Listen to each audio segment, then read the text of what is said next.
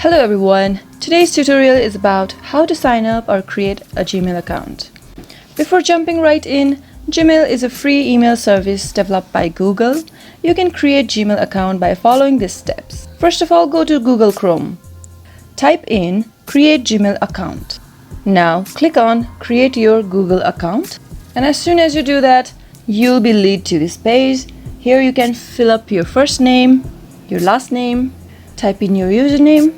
Now type your password. You can write down your password and note it because you might forget it later on. So reconfirm your password and hit next. Now you can choose your country first and then provide your phone number. Since it is an optional, you can either skip it, but I would like to put on my phone number and skip the recovery email address part. Type in your date of birth. Now choose your gender and hit next. Now agree to the terms and policies. Click agree to that. And soon after this, your Gmail account will be created. You have successfully created your Gmail account. Pretty simple, isn't it?